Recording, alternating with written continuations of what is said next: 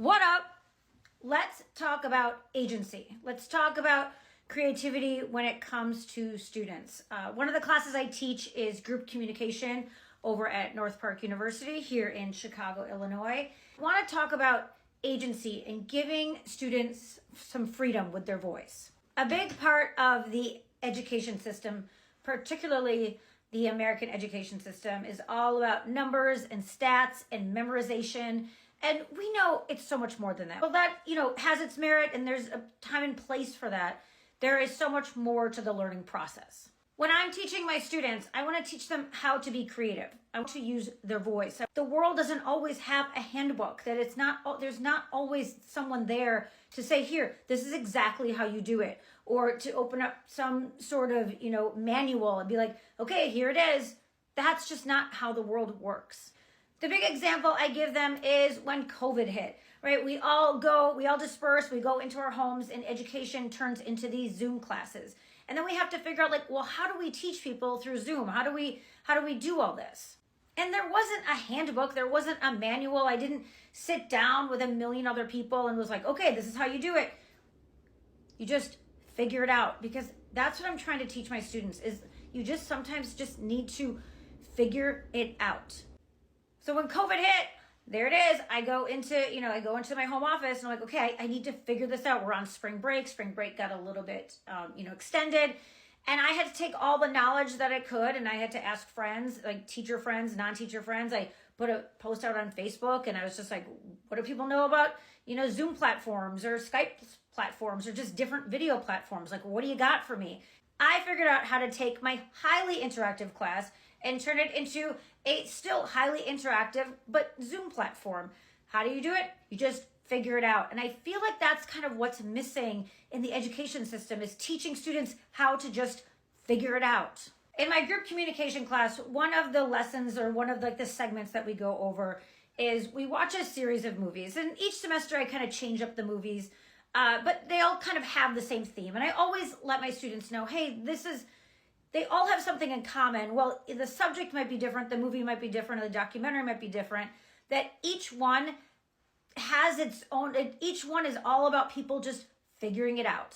We've watched different movies or documentaries. We watch Hidden Figures, which is about these African-American women that worked for NASA and helped to get these men into space, right? They didn't have a manual, they didn't have a guidebook, they just figured it out. 2023 movie about Michael Jordan and Nike, they just figured it out. They changed the whole industry. They changed NBA, they changed sports, they changed the money, all because of Michael Jordan's mom, right? And a million other people involved, but she stuck by her son, and she's like, no, we're gonna make this change.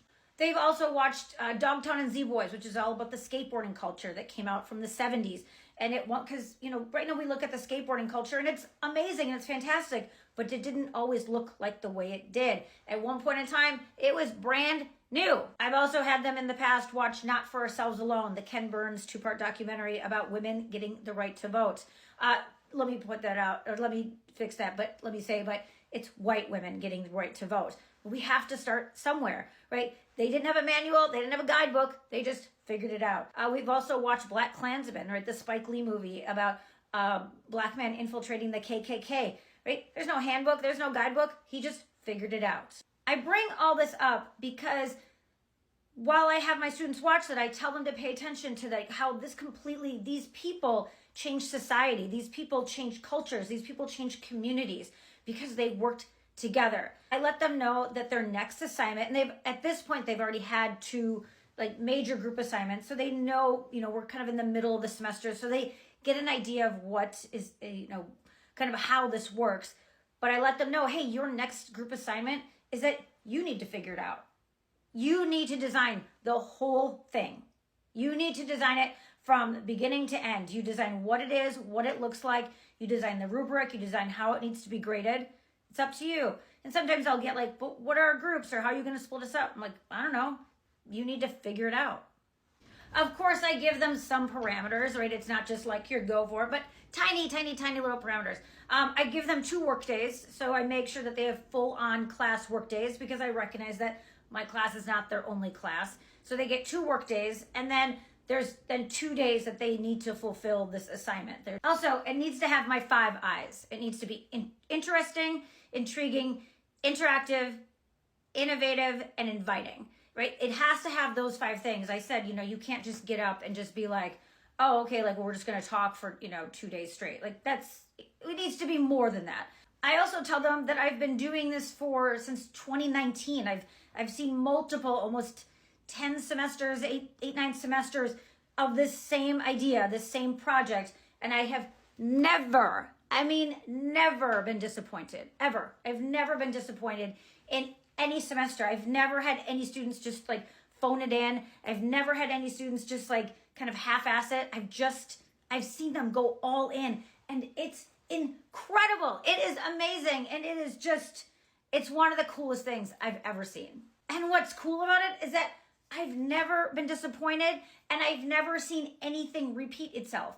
I've had 2 Zoom semesters, even those Zoom semesters, completely different. Every semester I see something different. I see new innovations, and I find it absolutely, absolutely stunning. I think it's incredible to see these students come together because I gave them agency, because I gave them a voice, because I said, you are in charge of this, that this is your assignment. This is what your name is going to be on it. And they just go with it and they run with it. And I have never seen them work so hard because now they're in charge. And by the way, if they ever ask me for like, hey, what did like the past students do from past semesters?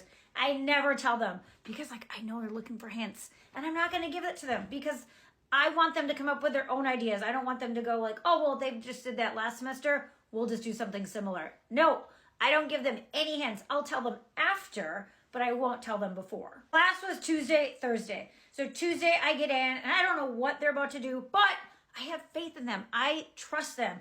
I can tell that they went all in on this. So their presentation was all about how to throw a proper party. And they covered all the bases. There's 14 students in my class this semester, and each of them had a different role. And they talked about, how to throw a party, how to plan a party, what needs to be there, right? Decorations, how do you make people feel welcome, all the activities. And then they actually had an activity in the middle of this presentation.